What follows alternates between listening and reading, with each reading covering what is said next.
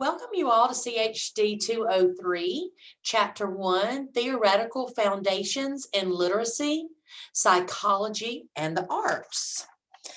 When we work with young children, it is important to understand a variety of foundational theories that connect to language development.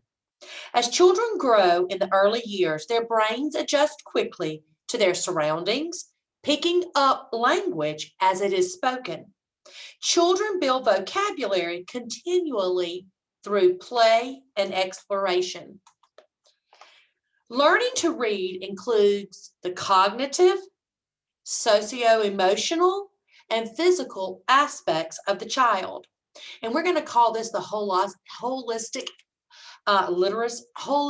model of literacy, and I will show you that in just a minute. Literacy is about connecting and communicating thoughts and feelings and expressing creativity. Literacy development occurs through active engagement. Our goal is to provide a solid foundation for literacy instruction, which involves the development of the whole child. Oh, let me move my little picture so you can see, okay? So here we have the holistic model of literacy. Cognition assists children in focusing and concentrating on learning tasks. The socio-emotional self allows children to positively interact and encourage others. Children use all five senses to enhance understanding and comprehension through physical self. So you see, if you look, the hair on the picture on the screen is yellow. And so that represents the cognitive portion. The socio-emotional or the social emotional piece of the holistic model of literacy is the heart, it's the red, okay? And the physical self are the arms and the legs that are in blue. And so you're gonna see this model throughout this textbook and throughout this course. And so we're gonna be constantly using this as a reference to the holistic model, okay? So there are lots of theories attached to language and literacy, and we're going to talk about those actually in the classroom and how we use those from the psychological theories as they relate to early childhood. But what I want us to talk about specifically is the literacy adaptation of Maslow's hierarchy of needs. In lots of classes, you've heard about Maslow's hierarchy of needs. Abraham Maslow believed that educators should view children as whole entities and not neglect their personal growth. He developed a hierarchy of levels or tiers, and you see them here on the screen, reflecting the needs of the total person.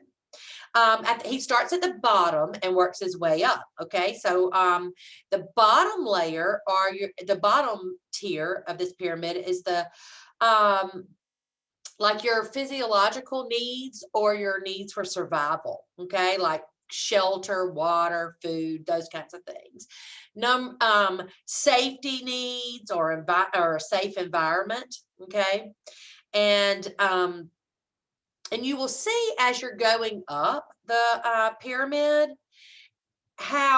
what pieces of literacy actually develop as you move up the pyramid, okay? Literacy is dependent on the ability to comprehend information as received and the ability to retrieve it when writing, reading, or speaking. Young children need to develop good habits and routines when learning to read and comprehend text.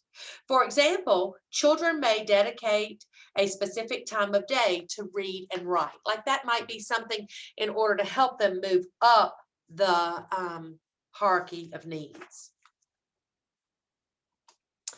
So let's talk a little bit about age-appropriate strategies that we may use that go back to that holistic model of literacy. Okay, so if we're going to put that holistic model of literacy into practice at every age of a child's development, then what are some strategies that we can use to ensure that we're doing that? Okay, as teachers of early literacy, our goal is to ignite a passion for reading in each and every child we teach. We must teach our children how to read and write, but we also must teach them to love reading and writing. Reading aloud can motivate children to have a passion for literacy. Reading a story and discussing main ideas helps children to comprehend text. Comprehension strategies such as predicting, summarizing, inferencing, and visualizing can be taught through read alouds. The importance of read alouds in the classroom cannot be underestimated. And we're going to talk a lot about read alouds as we move on through. Okay. So children begin to develop their literacy development the day they are born. Some mothers begin reading to their babies even before they are born.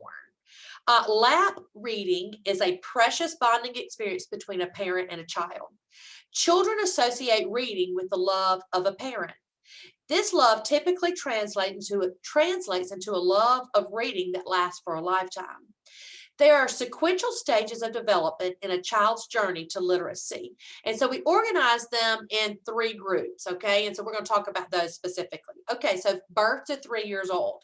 When babies are born, they learn many new concepts every single day.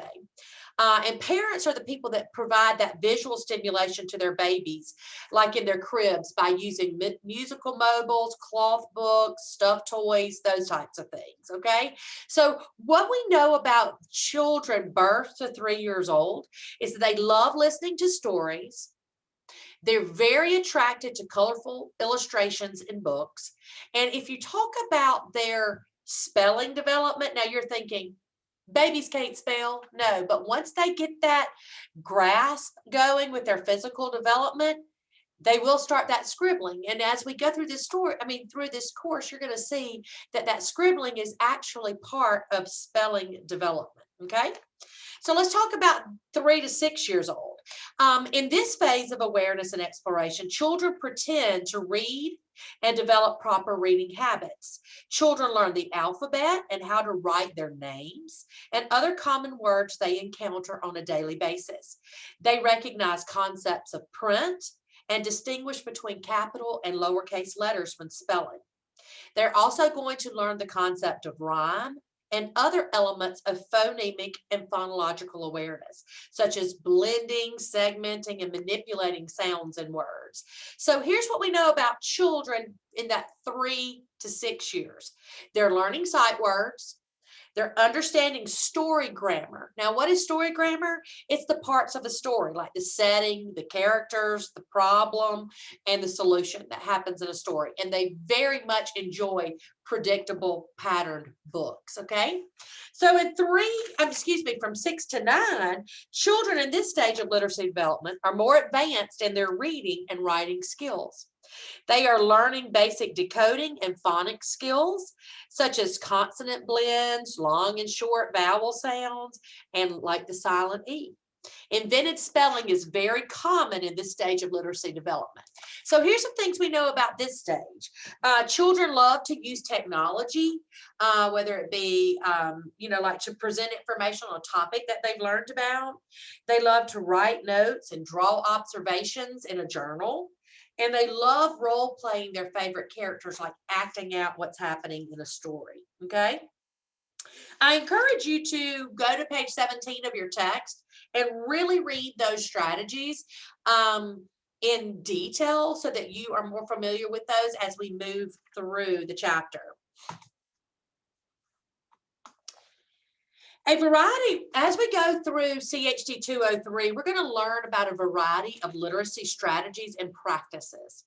And as you continue to read and we go through our textbook, you will discover ways to integrate literacy, psychology, and the arts in the early childhood classroom.